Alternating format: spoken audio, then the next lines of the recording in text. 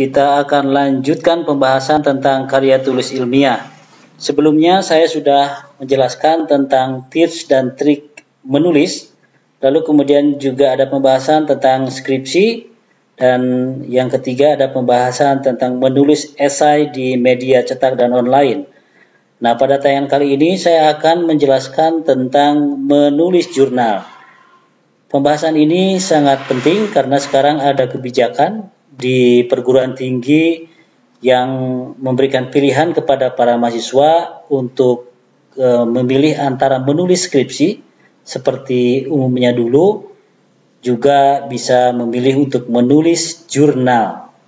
Nah, karena itu mungkin bagi sobat semua yang belum terbiasa atau baru pertama kali mau menulis jurnal, mungkin tidak tahu, saya akan sampaikan pembahasannya. Baiklah. Nah, ini ada outline pembahasan pada tayangan kali ini. Yang pertama tentang tulisan jurnal, kemudian kriteria tulisan untuk jurnal. Yang nomor 3 ada struktur umum dalam tulisan jurnal. Kemudian yang keempat juga ada persoalan pembahasan tentang pelanggaran etika ilmiah. Dan yang kelima ada cara memilih jurnal. Nah, sobat semua, tulisan jurnal ini memang punya aturan atau kriteria tersendiri yang berbeda dengan tulisan-tulisan yang lain, termasuk juga dengan skripsi. Mungkin ada beberapa perbedaannya yang perlu diketahui. Nah, secara umum pembahasan tentang jurnal ini saya bagi menjadi dua nih. Pertama ada format atau bentuk dari tulisan. Dalam format ini nanti ada pembicaraan atau pembahasan tentang struktur, tentang style atau gaya selingkung istilahnya dalam dunia jurnal. Kemudian ada panduan penulisan. Dalam panduan penulisan nanti ada dalam setiap jurnal di bagian covernya biasanya atau dalam websitenya. Ini terkait dengan misalnya font, kemudian citasi, font size dan lain-lain. Itu dalam pembahasan ini disebut sebagai format. Jadi bentuknya ya. Lalu yang kedua pembahasannya terkait dengan isi. Nah, isi ini nanti akan terkait dengan topik atau isu dalam pembahasan setiap jurnal, yang setiap jurnal beda-beda. Jadi berbeda dengan koran yang menerima semua tulisan, jurnal itu beda-beda sesuai dengan core jurnal seperti itu. Ada jurnal ilmu sosial, ada jurnal ilmu agama, ada jurnal sains dan lain-lain, ada jurnal kebudayaan juga. Nanti terkait dengan pembahasan isi dalam jurnal seperti itu. Baik sobat semua, saya mulai dengan kriteria jurnal. Nah, di kriteria jurnal ini, secara umum jurnal itu nanti memiliki kriterianya seperti ini, ada 5. Yang pertama, tulisan di jurnal adalah hasil penelitian. Penelitian ini nanti ada 2, ada penelitian lapangan atau fieldwork, kemudian ada penelitian pustaka atau library research. Boleh. Kemudian yang juga kriteria umum di beberapa jurnal, memang penelitian yang fieldwork itu lebih disukai. Alasannya mungkin karena dengan penelitian lapangan akan mendapatkan data yang lebih fresh, yang lebih baru begitu ya. Kemudian kriteria tulisan jurnal juga itu bersifat orisinal atau asli. Jadi jangan merupakan bajakan atau plagiarisme dari tulisan yang lain. Yang keempat, kriteria tulisan jurnal itu mengandung data dan informasi. Jadi ada yang disampaikan, data yang ditulis dalam artikel di jurnal seperti itu. Yang kelima, ada kriteria yang disebut sebagai uraiannya harus lugas, jelas, dan tidak sumir. Tidak sumir maksudnya tidak memiliki makna yang ganda. Itu berbeda dengan tulisan kalau menulis cerpen dan lain-lain. Selanjutnya saya akan bicarakan tentang struktur umum jurnal, struktur umum tulisan jurnal. Apa saja sih dalam tulisan jurnal itu? Yang pertama ada judul, yang kedua ada abstrak, yang ketiga ada pendahuluan, yang keempat ada metode, yang kelima ada hasil dan diskusi. Dalam bahasa Inggrisnya sering diistilahkan result and discussion, dan terakhir ada kesimpulan atau conclusion. Selanjutnya sobat semua, yang kita akan melanjutkan pada pembahasan. Yang pertama adalah judul. Apa itu judul? Judul itu adalah gambaran dari isi paper atau dari isi tulisan kita. Kalau tulisan kita membahas tentang urbanisasi misalnya, maka pilihlah judul diksi kata yang juga terkait dengan urbanisasi, begitu. Lalu judul itu adalah menggunakan kalimat yang simple, sederhana, jadi mudah dipahami juga.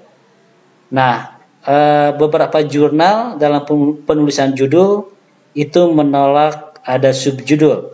Kalau dalam skripsi mungkin sangat biasa. Contohnya misalnya urbanisasi pada kelompok pekerja di kota-kota metropolitan misalnya. Nah, itu adalah salah satu contoh judul. Kemudian di garis bawahnya di bagian bawahnya membuat subjudul atau anak judul. Studi kasus pada kota Jakarta, misalnya begitu. Nah, untuk tulisan jurnal itu sebaiknya dihilangkan, cukup judul besarnya saja. Nah, judul ini juga merupakan wajah yang mewakili tulisan kita sehingga harus dibuat semenarik mungkin. Bahkan ada anjuran juga menuliskan judul dengan pilihan diksi yang untuk menarik itu dengan kalimat yang shocking word atau kalimat yang provokatif. Tapi jangan terlalu lebay juga, nanti ketukar dengan koran-koran yang genit-genit seperti itu. Ini adalah jurnal. Nah, selanjutnya abstrak. Abstrak ini adalah satu namanya abstraksi. Dia adalah gabungan dari bagian-bagian yang ada dalam tulisan kita. Jadi dalam abstrak itu nanti ditulis, disebutkan di sini what is unknown and needs to be researched. Jadi menjelaskan apa yang tidak diketahui dan apa yang perlu dilakukan penelitian. Itu bagian awalnya sehingga nanti si pembaca akan tertarik ketika kita membuat atau membaca abstrak. Abstrak ini juga seperti jendela dari tulisan kita. Karena kalau sobat semua nanti mencari tulisan-tulisan dari jurnal yang muncul pertama, terutama untuk tulisan-tulisan yang close jurnal, yang jurnal-jurnal yang harus berbayar, tapi abstraknya tetap bisa dibaca. Dan itu merupakan semacam displaynya untuk menarik pembaca melanjutkan membaca pada isi jurnalnya. Nah, dalam abstrak juga nanti ditulis argumen untuk melandasi isu yang penting yang diteliti, lalu ada tujuan penelitian, ada metode, ada hasil penelitian, dan signifikansi. Biasanya abstrak ini kurang lebih sekitar 100 sampai 250 kata. Sobat semua bisa melihat jumlah katanya ada di bagian bawah layar laptop sobat semua. Bisa juga dengan cara di blog, kemudian ada count word-nya, ada jumlah katanya bisa dilihat. Ini penting untuk memperhatikan ketentuan seperti itu karena setiap jurnal memiliki ketentuan, aturan, termasuk juga jumlah kata yang bisa dipublikasikan dalam sebuah jurnal. Jadi tidak seenaknya harus mengikuti aturan yang ada di jurnal seperti itu. Lanjut ke bagian pendahuluan. Di bagian pendahuluan ada nanti yang harus dituliskan adalah urgensi penelitian. Kenapa penelitian ini harus dilakukan? Gitu ya. Kemudian apa yang belum diketahui mengenai topik ini? Kalau sobat semua memilih isu tentang misalnya ritual keagamaan di kalangan muslim perkotaan.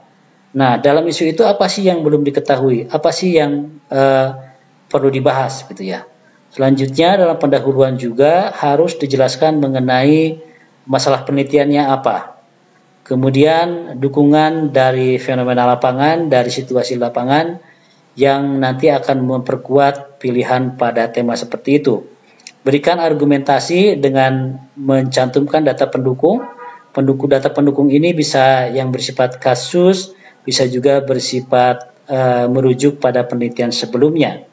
Kemudian juga dipetakan sampai sejauh mana diskusi atau pembahasan tentang tema-tema ini. Lalu diberikan ini kalau yang kuantitatif nanti bisa menggunakan hipotesis juga terkait dengan fokus dari penelitian yang tulis oleh sobat semua. Lalu dijelaskan juga dalam pendahuluan tentang tujuan penulisan artikel ini. Nah, sobat semua, kita lanjut ke bagian. Nah, ini yang penting juga mengembangkan argumen. Jadi, argumen itu harus didukung dengan beberapa referensi dari penelitian yang sudah ada, lalu juga bisa dari kasus-kasus yang terjadi di sekitar kita. Nah, bagaimana cara menemukan argumen? Yang pertama bisa dengan mencari koneksi antara atau hubungan antara penelitian penulisan yang kita kerjakan dengan tulisan orang lain. What are the connection between your work and the work of others? Jadi yang kita tulis dengan tulisan orang lain. Yang kedua, cara menemukan argumen. Ini penting, sebuah tulisan di jurnal itu harus kuat argumennya. Apa bedanya tulisan kita dengan tulisan orang lain? Jangan sampai kita mengulang apa yang sudah dituliskan oleh orang lain. Yang ketiga, cara menemukan argumen adalah dengan melihat koneksi utama antara paper kita dengan paper orang lain. Yang terakhir adalah dengan melihat perbedaan, the main distinction between your work and their. Apa sih bedanya penelitian kita dengan penelitian yang sudah dilakukan orang lain? Ini namanya semacam positioning gitu ya. Kalau dalam sebuah produk, positioning. Jangan sampai kita mengulang dari penelitian yang sudah ada. Saya sering mengatakan bahwa kalau kita mengulang penelitian yang sudah ada, itu namanya defining the wheel atau mendefinisikan roda. Roda itu dari dulu tetap aja bulat, tidak perlu didefinisikan lagi. Lalu saya lanjut ke bagian metode. Nah, di metode ini ada penjelasan tentang subjek, siapa, kenapa dia yang dipilih, profesinya apa, penjelasan-penjelasan yang lain. Untuk kuantitatif misalnya nanti ada responden ya. Kalau yang kualitatif bisa menjelaskan tentang informannya. Lalu ada instrumen data collection dan juga ada data analisis. Cara menganalisis data juga ada beberapa pendekatannya yang harus dipilih oleh sobat semua. Lalu bagian yang juga perlu diperhatikan adalah hasil dan diskusi atau result and discussion. Nah, pada bagian hasil misalnya, hasil ini hanya berisi temuan, data yang disajikan dalam narasi atau tabel gambar secara menarik. Jadi hasilnya dulu dari proses pengumpulan data, dari wawancara, dari studi pustaka, dari observasi gitu ya. Lalu kemudian isi diskusi adalah temuan yang orisinil dan menjadi kekuatan penelitian dibanding penelitian lain. Perbandingan dengan hasil-hasil penelitian lainnya, kelemahan dan kekurangan dari penelitian yang selama ini ada, dan itu nanti akan ditutup oleh penelitian kita. Nah, sobat semua, juga yang penting saya sampaikan adalah tentang etika dalam karya tulis ilmiah dalam menulis jurnal. Yang pertama, pabrikasi data. Jangan sampai mempabrik data atau membuat-buat data yang sebenarnya tidak ada datanya atau lebih dikenal dengan data yang fiktif, hoax gitu ya. Lanjut adalah falsifikasi data. Ini maksudnya adalah mengubah data yang sesuai dengan keinginan kita. Jadi datanya dipaksakan untuk sesuai dengan keinginan kita. Biarkan data berbicara sesuai dengan data itu sendiri.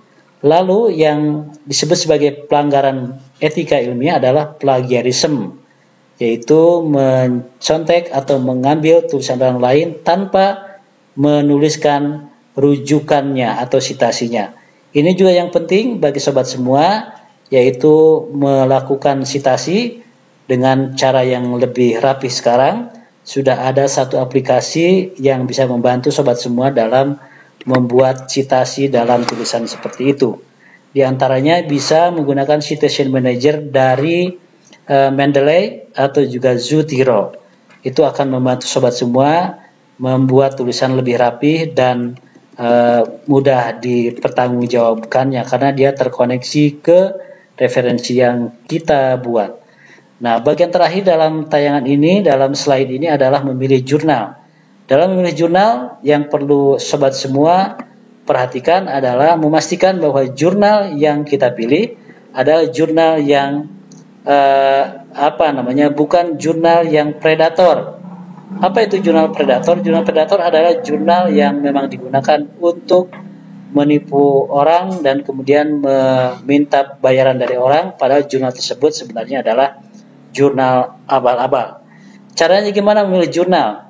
Nah, cara memilih jurnal, sobat semua bisa berkunjung ke web Dikti untuk melihat jurnal yang terindeks Sinta.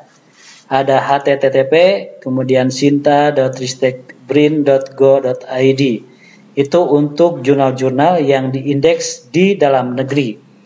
Lalu untuk jurnal yang bereputasi internasional, sobat semua bisa berkunjung ke www.skimago itu untuk melihat jurnal yang terindeks di Scopus.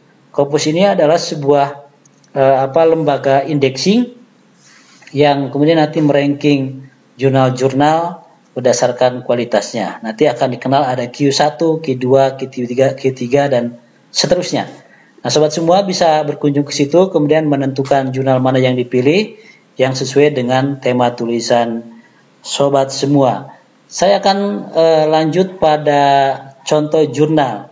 Ini saya tunjukkan adalah tulisan saya yang dipublikasi di jurnal di Indonesia bernama Jurnal Harmoni yang dipublikasikan oleh Litbang Agama Kemenag Jakarta. Jadi ada Litbang Agama Jakarta. Dan judul yang saya tulis ini adalah Anti-Atheism in Indonesia, Genealogy, Development, and Method.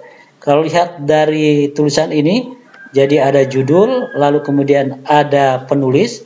Penulis juga menuliskan identitasnya atau afiliasinya. Nah, afiliasi ini biasanya ke tempat kita pendidikan. Kalau sobat semua masih kuliah, maka di sini bisa menuliskan UIN Sunan Gunung Jati Bandung atau jurusan Sosiologi UIN Sunan Gunung Jati Bandung, atau di tempat bekerja bisa seperti itu. Ini adalah tulisan yang waktu itu ketika saya masih kuliah di UGM, maka afiliasi saya pada sekolah seperti itu. Kemudian dalam penulisan bisa mencantumkan lebih dari satu penulis gitu ya. Nah, dalam tulisan jurnal juga diawali tadi sudah saya jelaskan dengan abstrak. Di abstrak ini harus dalam tulisan bahasa Inggris, lalu kemudian nanti ada bahasa Indonesianya. Nah, setelah abstrak, lalu kemudian ada keyword. Keyword ini nanti bisa dipilih dari istilah-istilah atau kata-kata yang nanti akan mempermudah ketika orang googling atau searching untuk satu tulisan, dan pilihan keyword ini nanti akan mengantar si pencari naskah tadi pada tulisan kita. Karena itu pilihlah keyword yang betul-betul mencerminkan tulisan sobat semua. Lalu kemudian dimulai di bagian pendahuluan itu ada introduction. Mungkin di sebagian jurnal memilih istilah ininya pendahuluan. Tapi yang bahasa Inggris juga ada introduction, ada juga yang langsung ke subjudul tersendiri. Tidak dibuatkan judul secara baku begitu. Nah, secara umum struktur dari tulisan ini juga mengikuti penjelasan yang tadi. Misalnya ini ada discussion ya. Discussion ini hasil dari pembahasan dari pengumpulan data kemudian dibahas pada bagian discussion.